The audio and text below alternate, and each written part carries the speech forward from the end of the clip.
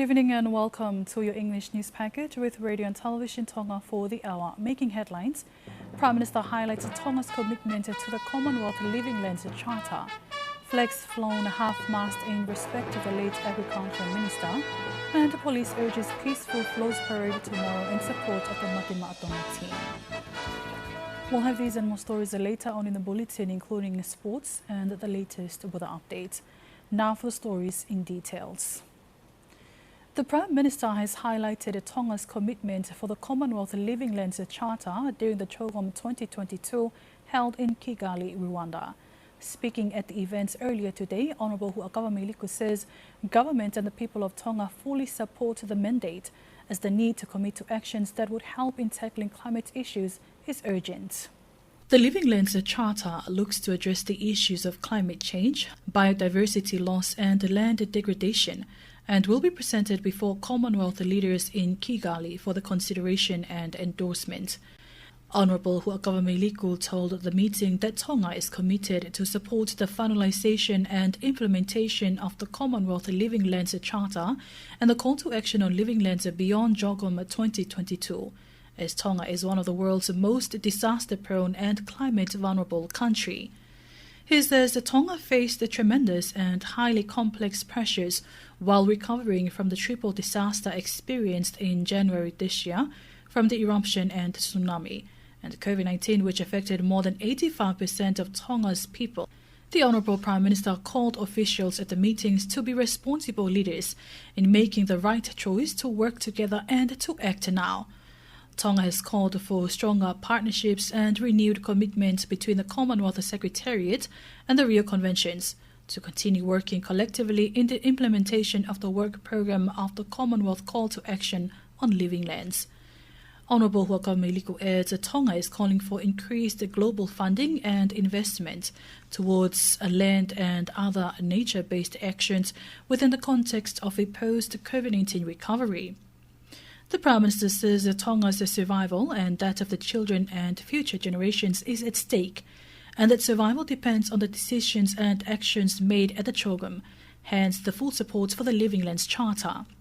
Tonga has suffered more than 7 devastating major cyclones in the decade from 2011 to 2020 and records 6.4 millimetre of sea level rise per year, plus on average higher ocean temperatures that has seen increasing coral bleaching around the country's reefs. Record rates of coastal erosion, overflow and flash flooding continues to be seen as saltwater intrusion affecting groundwater quality, leading to low crop yields are also reported, not to mention droughts and increased erosion of coastal areas and habitats continue to increase.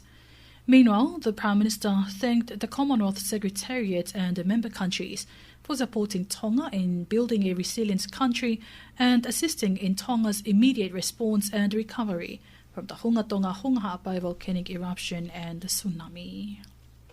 Flags in Tonga have flown half-mast to show respect to the late Minister of Agriculture, Food and Forestry, Vili Hingano.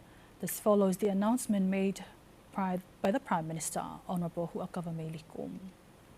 The diplomatic officers of Japan, New Zealand and the UK is also joining Tonga in flying half-mast their flags in respect for Hingano. The farewell prayer service for Hingano was conducted today and was finally laid to rest at the Ahotokelau Cemetery in Uiha, Hawaii. Vili Hingano was appointed as the Minister of Agriculture, Food and Forestry on December 29 last year after he won the election for Hawaii 12 constituency. Hingano applied for a leave in which he travelled to New Zealand for medical treatment and reportedly died on the 10th of this month at the Auckland City Hospital in New Zealand. He was then repatriated to Tonga on Thursday last week together with his family. Hundreds of people gathered at the Otahuhu Rugby League club yesterday evening in support of the Tonga team. The Tonga team were there together with the Tonga women's team. The Kiwis team also joined the program upon invitation. This is one of the most warm and exciting events before the boys go head-to-head against the Kiwis on Saturday. Speaking to Radio Tonga News, Pakilao Manasseh Lua from New Zealand says they will support the team whether they will win or lose. Their focus is making the Moimoi Tonga team know they are proud of them for representing the small island kingdom of Tonga. Meanwhile, Tongatapu and Vava'o have started their float parades. It is understood that many people are not satisfied with the increase in petroleum prices. However, there was not an issue this week as seen on float parades carried out by taxi drivers yesterday. Following the preparation for the big float parade tomorrow, all government schools will only be on half-day in support of the Moimoi Tonga team. The test match in New Zealand has seen supporters from all across the globe, with a red sea of supporters that will be seen filling up the stadium on Saturday. The Republic of the Philippines has donated $10,000 to the Kingdom of Tonga. This is to help with its recovery efforts from the volcanic eruptions in January. Her Royal Highness Princess Angelica Latu Tu'aha received the assistance yesterday from the Ambassador of Philippines to Australia, Barbara de la Vega. Her Royal Highness Princess Angelica Latu expressed her gratitude on behalf of His Majesty's government and the people of Tonga for the generous donation from the government of the Philippines, in which will help Tonga recover from the severe impacts of the January incident. And the Ministry of Police are urging the public to maintain peace and order during tomorrow's float parade in support of the Moimoi Tonga team. The concern is because many problems have been recorded in the past of people with disorderly behavior ruining the events. This includes those who joined the parade but did not register their vehicles to take part in the event. As such, the Deputy Police Commissioner David Tavalia says every vehicle that will join the parade will have to register their vehicles, otherwise they will be stopped at the event. There are only limited number of vehicles allowed to take part, which allows only 3 vehicles from one organization or government ministry. In a televised program of the Sports Division of the Internal Affairs Ministry, the Deputy CEO Onitoto Anisi says this is because of the many vehicles that have registered. However, at the same time, the road needs to be availed because of COVID-19 procedures. He urges people to enjoy wisely and to drive carefully on the road to prevent any tragedies that may occur. The float parade will begin at 12 p.m. tomorrow from the rugby ground at the Tonga High School and will end at the intersection at Pea.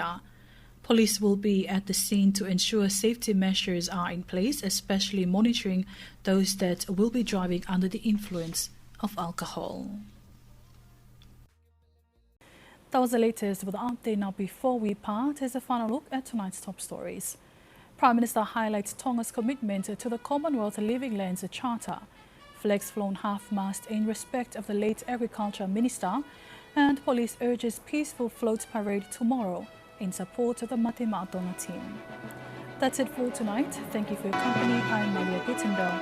Have a blessed evening.